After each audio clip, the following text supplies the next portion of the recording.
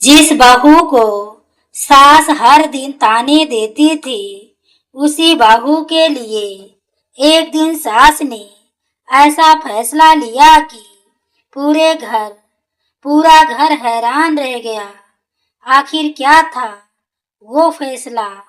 गांव के एक बड़े लेकिन साधारण से घर में प्रमिला देवी का दबदबा था।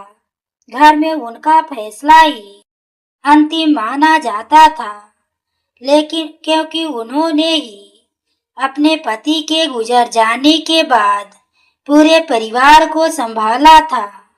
उनका बेटा अर्जुन शहर में नौकरी करता था और कुछ महीने पहले ही उसकी शादी सिया से हुई थी।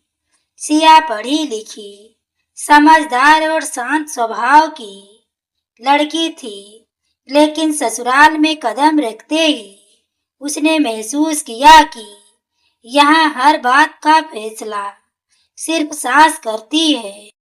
एक दिन रसोई में काम करते हुए सिया से नमक थोड़ा ज्यादा पड़ गया। प्रमिला देवी ने जैसे ही खाना चखा, उनका चेहरा गुस्से से लाल हो गया। क्यों? उन्होंने तेज आवाज में कहा, बहू, क्या तुम्हें इतना भी नहीं आता कि खाने में नमक कितना डालना चाहिए? हमारे घर की इज्जत ऐसे ही रखोगी? सिया ने सिर झुकाकर धीरे से कहा, माँ जी, गलती हो गई, आगे से ध्यान रखूंगी। लेकिन प्रमिला देवी का गुस्सा कम नहीं हुआ। उन्होंने कटाक्ष करते हुए कहा, आजकल की पढ़ी लिखी लड़कियां बस किताबें पढ़ना जानती हैं, घर चलाना नहीं। उसी समय अर्जुन ऑफिस से घर लौटा और माहौल देखकर समझ गया कि फिर कोई छोटी बात बड़ा रूप ले चुकी है। अर्जुन ने माँ से कहा, माँ, इतनी सी बात पर इतना गुस्सा क्यों? गलती तो किसी से भी हो सकती है।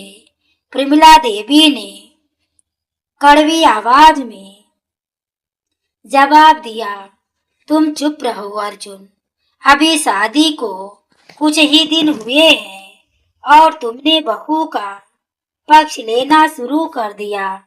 सिया सब कुछ सुनते हुए भी चुप रही, क्योंकि वह घर में शांति चाहती थी। रात को कमरे में अर्जुन ने सिया से पूछा, तुमने कुछ जवाब क्यों नहीं दिया? माँ हर बार तुम्हें ही डांटती हैं। सिया मुस्कुराकर बोली, अगर मैं भी जवाब देने लगूं तो घर में शांति कैसे रहेगी? अर्जुन उसकी बात सुनकर भावुक हो गया और बोला, तुम सच में बहुत धैर्य वाली हो। लेकिन उसी समय बाहर से प्रमिला देवी की आवाज आई, बहू, सुबह जल्दी उठना, हमारे घर में देर तक सोने की आदत नहीं चलती। सिया ने धीरे से कहा, जी माँ जी। दिन बीतते गए, लेकिन प्रमिला देवी का व्यवहार सिया के प्रति कभी नरम नहीं हुआ। वे हर छोटी बात पर बहू को ताने देती और घर के सामने उसकी गलती गिनाती। पड़ोस की औरतें भी कभी कभी यह सब सुन लेती और सिया के लिए मन ही मन दुखी होती। लेकिन सिया हमेशा यही कहती, माँ जी बड़ी हैं, उनका सम्मान करना मेरा कर्तव्य है। एक दिन अर्जुन ने माँ से साफ शब्दों में कहा, माँ, अगर आप सिया को थोड़ा प्यार दोगी तो घर और खुशहाल होगा। प्रमिला देवी ने ठंडी हंसी के साथ कहा, घर चलाने के लिए प्यार नहीं, अनुशासन चाहिए। उस दिन सिया चुपचाप सब सुनती रही, लेकिन उसकी आंखों में हल्का सा दर्द साफ दिखाई दे रहा था। किसी को अंदाजा नहीं था कि जल्द ही एक ऐसी घटना होने वाली है जो प्रमिला देवी की सोच और उसके फैसले दोनों को बदल देगी। एक दिन अचानक अर्जुन की कंपनी में बड़ी समस्या आ गई और उसे कुछ समय के लिए नौकरी से निकाल दिया गया। घर की आर्थिक स्थिति धीरे धीरे कमजोर होने लगी और अर्जुन बेहद चिंतित रहने लगा। प्रमिला देवी को जब यह खबर मिली तो उन्होंने नाराज होकर कहा, मैंने हमेशा कहा था कि सरकारी नौकरी ही सबसे अच्छी होती है। अर्जुन चुप रहा क्योंकि इस समय उसे माँ के ताने नहीं बल्कि सहारे की जरूरत थी। सिया ने उस रात अर्जुन को ढाढ़स बंधाते हुए कहा, आप चिंता मत कीजिए, मुश्किल समय हमेशा नहीं रहता। अर्जुन ने उदास होकर कहा, लेकिन घर का खर्च कैसे चलेगा?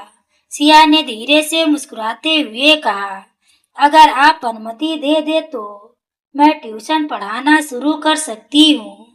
अर्जुन थोड़ा हैरान हुआ और बोला, क्या माँ मान जाएंगी? सिया ने शांत स्वर में कहा, अगर घर की भलाई के लिए होगा तो शायद मान जाएंगी। अगले दिन सिया ने हिम्मत करके प्रमिला देवी से कहा, माँ जी, अगर आप कहे तो मैं बच्चों को पढ़ाना शुरू कर दूं। प्रमिला देवी ने तुरंत कहा, हमारे घर की बहू बाहर काम करेगी, या हमारे खानदान के कभी नहीं हुआ। सिया ने विनम्रता से कहा, माँ जी, यह बाहर नौकरी नहीं, बस घर की ही बच्चों को पढ़ाना है। लेकिन प्रमिला देवी का मन मानने को तैयार नहीं था। उसी समय पड़ोस की एक महिला अपने बेटे के साथ आई और बोली, अगर आपकी बहू पढ़ाएगी तो मेरा बेटा जरूर पढ़ेगा। धीरे धीरे और बच्चे पढ़ने आने लगे। सिया ने पूरी मेहनत से बच्चों को पढ़ाना शुरू किया और कुछ ही दिनों में उसकी मेहनत असर कर दिखने लगा। बच्चों के माता पिता उसकी तारीफ करने लगे और कहने लगे, आपकी बहू बहुत अच्छी अध्यापिका है। प्रमिला देवी बाहर से तो चुप रही, लेकिन अंदर ही अंदर उन्हें थोड़ा गर्व भी होने लगा। कुछ ही महीनों में घर की आर्थिक स्थिति संभलने लगी। एक दिन अर्जुन ने माँ से कहा, माँ, अगर सिया साथ ना देती तो शायद हम इतनी जल्दी संभल नहीं पाते। प्रमिला देवी कुछ पल के लिए चुप हो गई। उन्हें पहली बार महसूस हुआ कि जिस बहू को वे हर दिन डांटती थी, वही इस घर को संभालने की कोशिश कर रही है। उस रात प्रमिला देवी देर तक जागती रही और सोचती रही कि क्या उन्होंने बहू के साथ हमेशा अन्याय किया है। लेकिन असली फैसला उन्हें अगले दिन लेना था, जो पूरे परिवार की जिंदगी बदलने वाला था। अगली सुबह प्रमिला देवी ने पूरे परिवार को आंगन में बुलाया। अर्जुन और सिया दोनों हैरान थे कि आखिर माँ अचानक सबको क्यों बुला रही है।